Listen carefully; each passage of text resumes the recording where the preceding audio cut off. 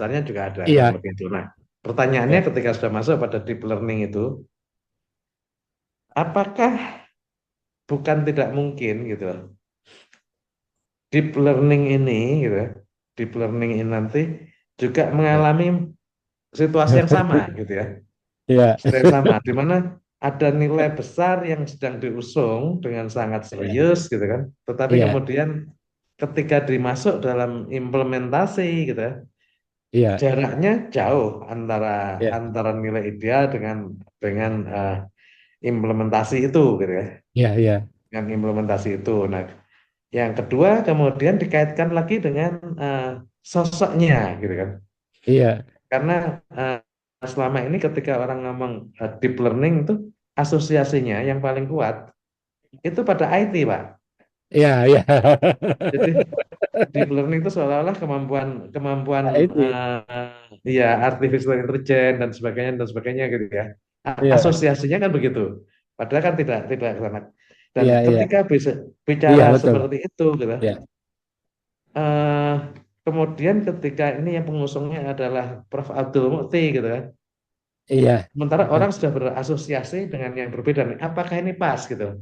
Jangan-jangan malah Mhm. deep learning itu lebih mudah diasosiasikan dengan Nadim, sementara Merdeka Belajar yang berasal dari Dewantara tadi, karena dengan akar rumputnya dan sebagainya, ini lebih mudah diasosiasikan dengan Prof. Mukti gitu loh. Gimana Mas Bro? Iya. Iya, wah itu luar biasa nih analisisnya, diskusinya, ngomong-ngomong ringan gitu tapi bincang-bincang ringan tapi udah, ini ya. Baik, sebelum ke situ, pertanyaan pada Pak Zaim tadi pertama apakah bisa nasib yang sama ya. Jadi, melihat pengalaman saya sejak tahun 91 dan berapa kali terlibat di dalam, apa namanya, perubahan kebijakan kurikulum misalnya pembelajaran.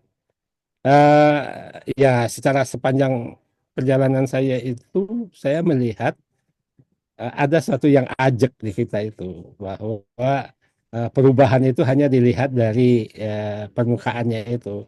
Berkali-kali perubahan kurikulum dari 94 itu ke kompetensi based kurikulum 2004, kemudian dikuatkan dengan berbasis kompetensi juga di kurikulum 2006, kemudian ditambah lagi dengan kurikulum tingkat satuan pendidikan, memberikan kewenangan satuan pendidikan untuk mengembangkan dan mengimplementasikan kurikulum, kemudian di kurikulum 2013 dengan penekanan kepada kompetensi inti yang spiritual dan sosial dan sebagainya, dan tidak dipisahkan dari pengetahuan dan keterampilan gitu ya, dan sampai terakhir dengan kurikulum merdeka, keajekannya itu sama bahwa eh, substansinya itu tetap tidak sampai, Pak. Ya, Hmm, secara idealnya tidak sampai.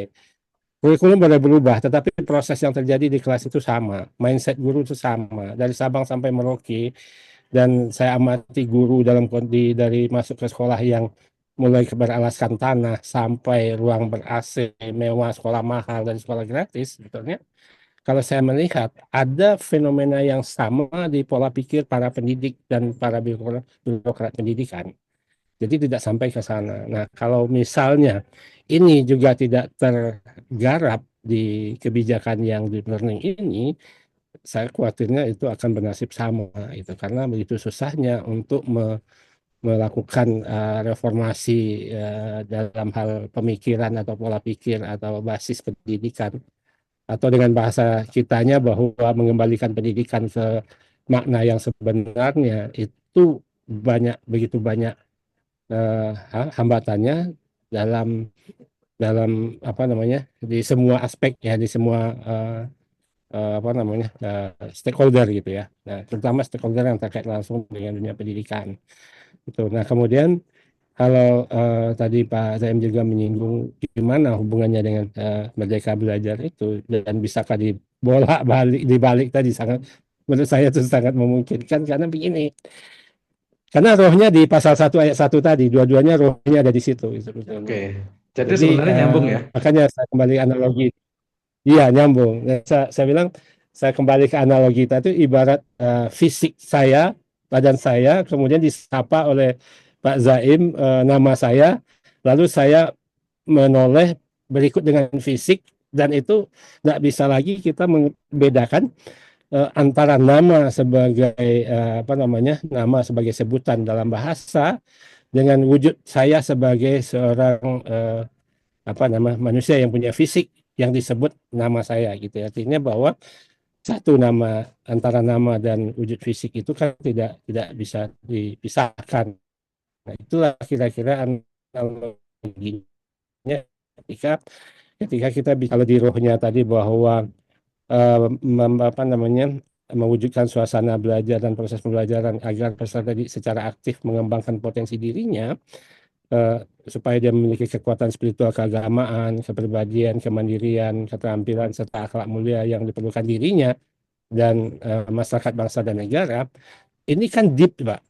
Ini kan sangat dalam maknanya, dan ketika itu diimplementasikan di dalam proses pembelajaran, artinya anak itu memiliki ruang yang seluas-luasnya untuk menemukan makna apa yang dipelajari, kemudian itu dijadikan miliknya, lalu dijadikan alat bagi dia untuk menghadapi persoalan dalam kehidupan. Sehingga dengan demikian, sejak dini, kalau memang betul dikondisikan sesuai dengan level perkembangan anak, dia sejak dini mengenali siapa dirinya, jati dirinya gitu. Kemudian dia tahu di mana posisinya di dalam kehidupan ini.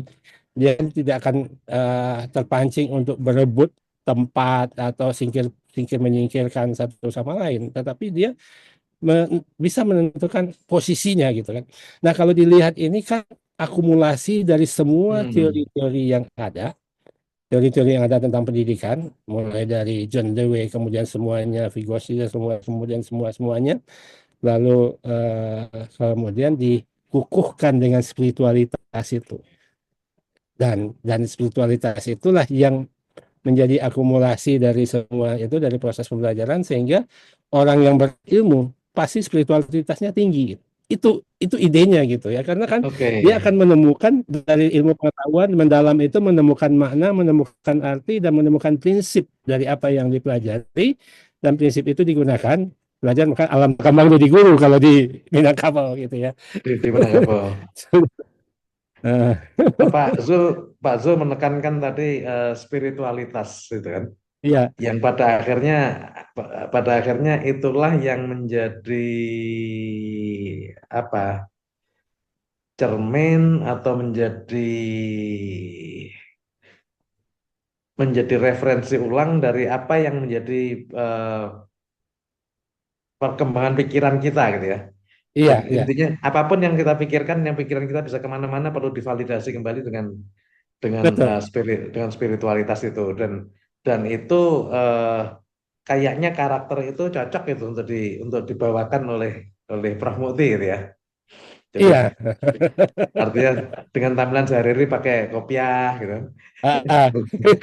Bukan soal kopiahnya ya.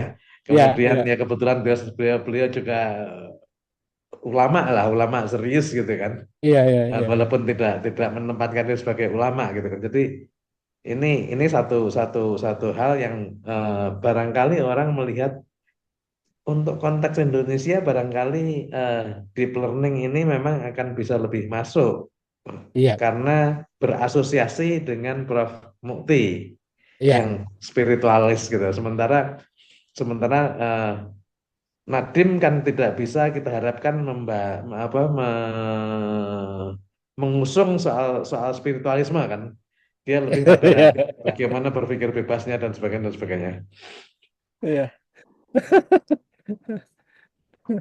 iya, eh, betul Pak Zaim. Jadi apa namanya?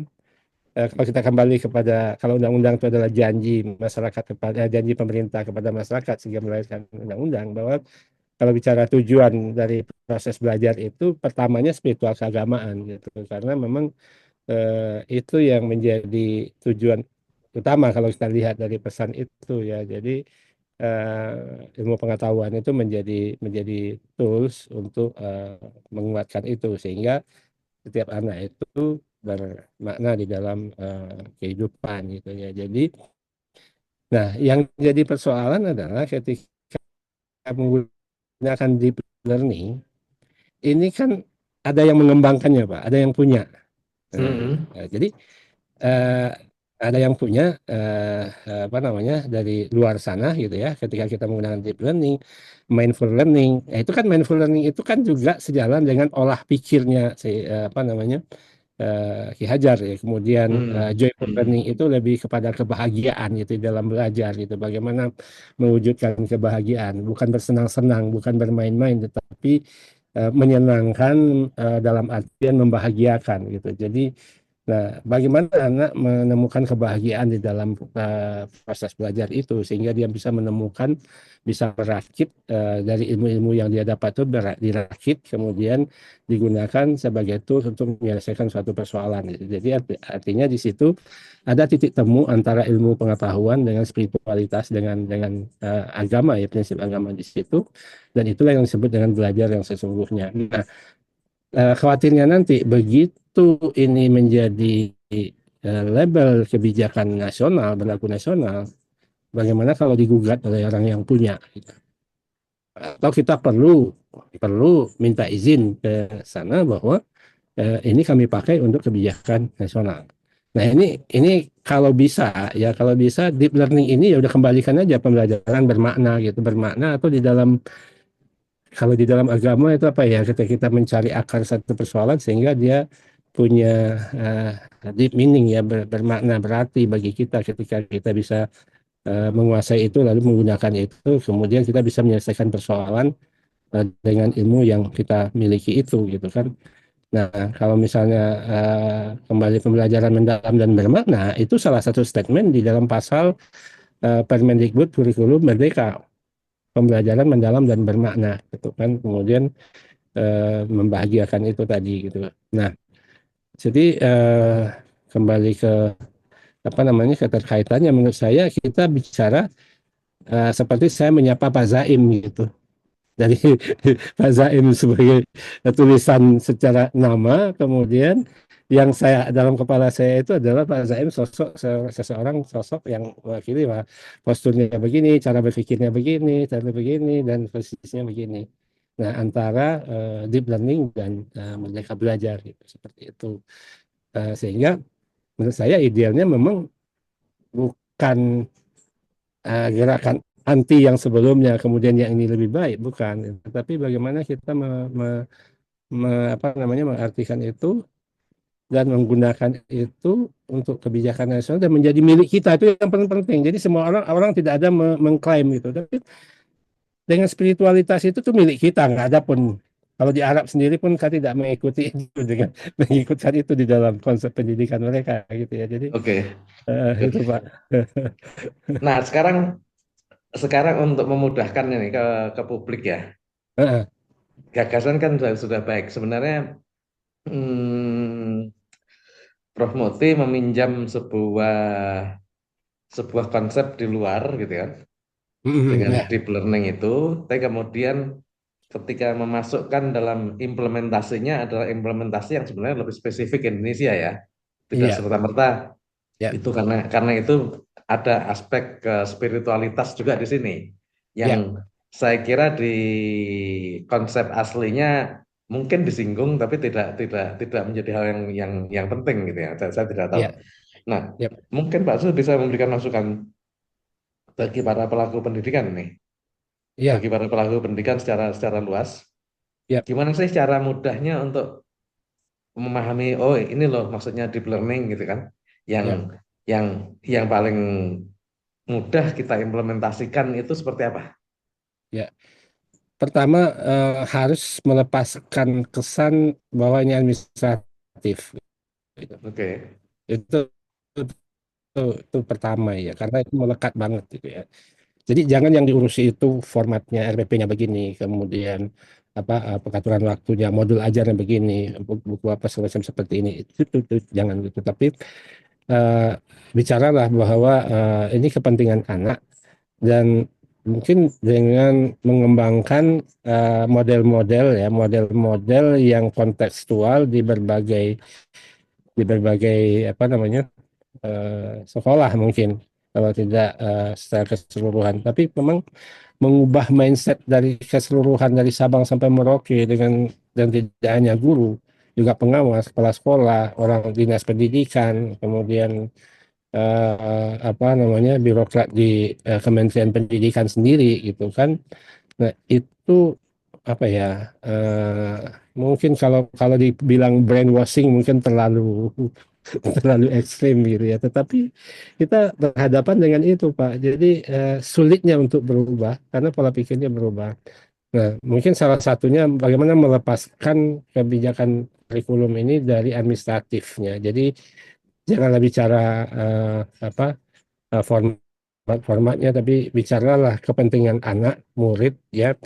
Eh, jangan, nah, jangan diikat mereka itu dengan label-label misalnya eh, apa namanya ujian ulangan umum bersama, gitu. Itu yang ditakutkan oleh guru sebetulnya. Kemudian alasan dengan ulangan umum bersama itu materinya harus sama, kemudian formatnya harus sama, semuanya harus sama. Dan itu mengabaikan kepentingan anak, hak anak gitu. Karena anak akhirnya dipaksa untuk mengikuti format yang sama. Itu yang perlu mungkin disadari ya. Jadi Nah, Pak Zul, tapi eh, ini kan bisa bisa melahirkan satu debat panjang lagi karena ya, dari pendekatan standar, Pak. Pendidikan kan ya, harus berstandar dan ya. kemudian yang namanya standar gitu kan. Mau tidak mau kemudian harus ada penyeragaman gitu kan. Ini gimana ini mengelolanya? Ya. Eh, Atau begini, yang pertama yang perlu distandarkan itu capaian kemampuan itu ya. Karena itu yang perlu di standar. Standar itu artinya kan menjadi acuan bagi sekolah yang di bawah dan sekolah yang di atas. Bagi sekolah yang di bawah itu menuju ke standar, kemudian sekolah di atas itu startingnya dari standar itu untuk pengembangan gitu kan. Jadi itu satu, sehingga standar itu bukan bukan apa namanya bukan pakem yang menghambat, karena lucunya begini Pak, pengalaman saya ke lapangan itu standar itu diperlakukan sama oleh sekolah yang minim dengan sekolah yang plus. Jadi mestinya kan sekolah yang close itu berangkat ini ke atas, ya kan? Dia posisinya di atas.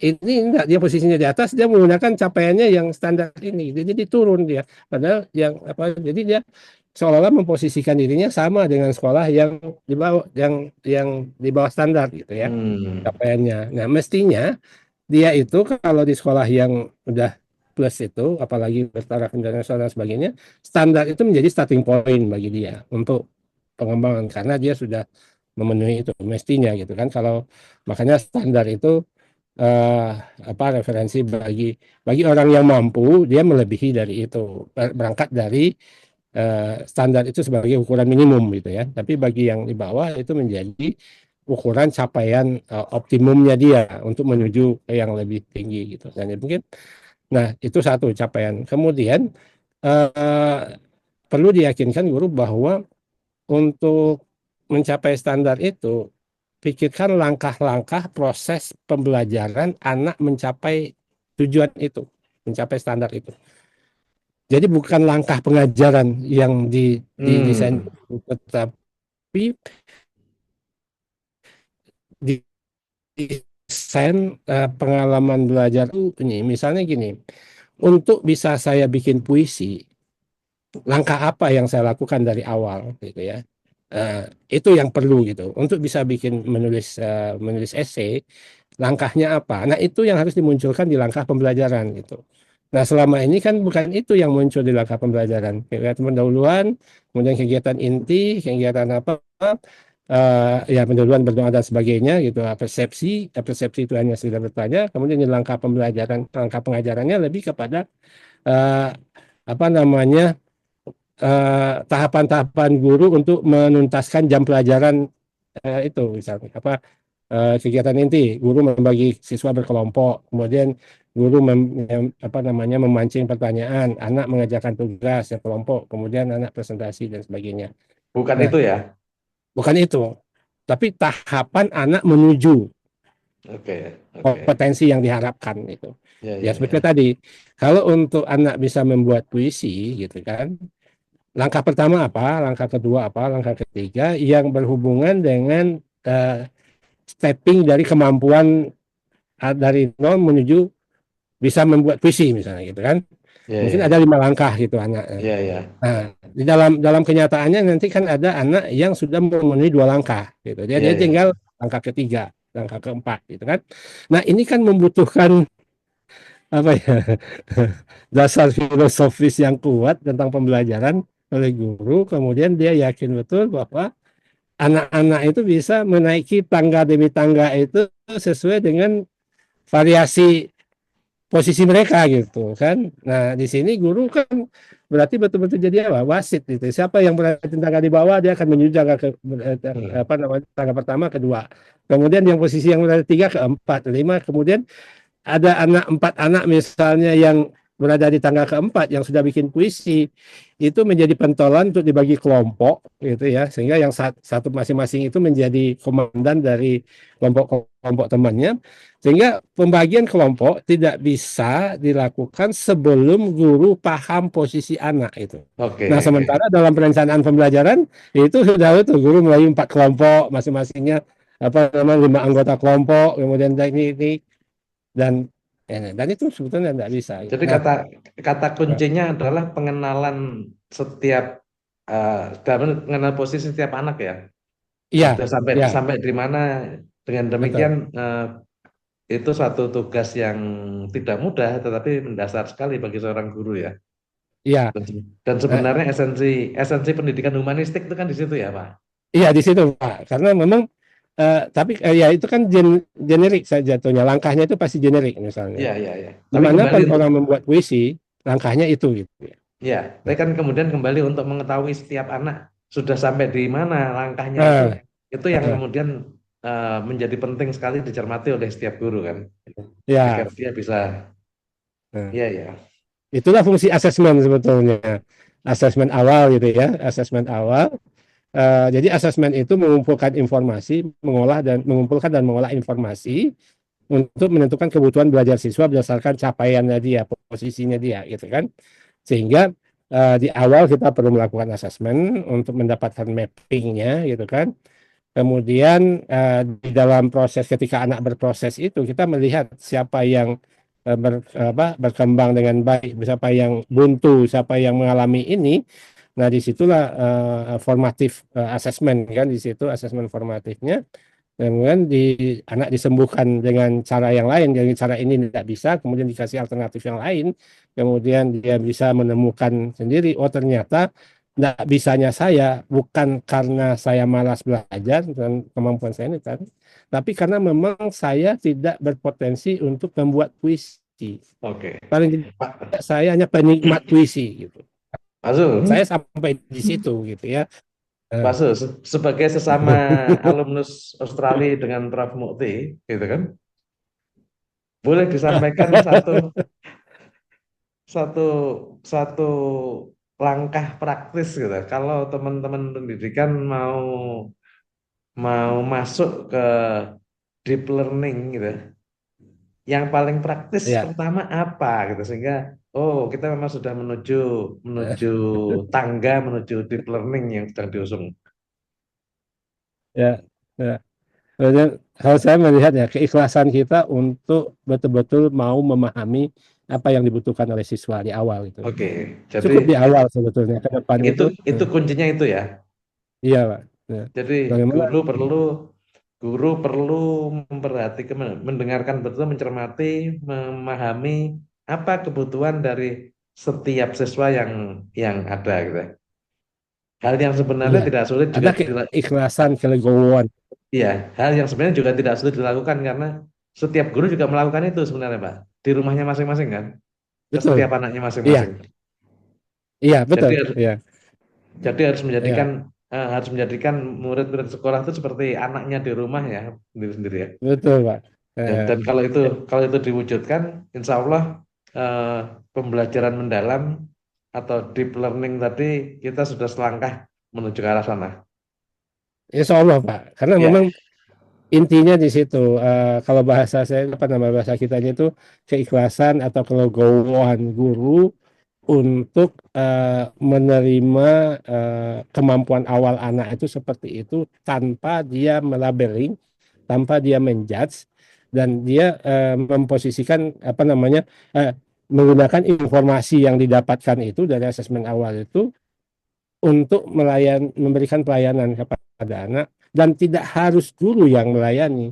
Siswa sesama siswa kan bisa, kalau kita udah ketahuan petanya itu kan bisa Iya, kita iya, kondisikan iya. sebetulnya, seperti guru ngaji lah gitu ya, persisnya seperti itu gitu kan. Jadi Hmm. bagaimana slogan gitu ya seperti Oke Pak Zul, terima kasih sekali atas waktunya. Nanti kita ngobrol panjang lagi. Terima kasih Pak.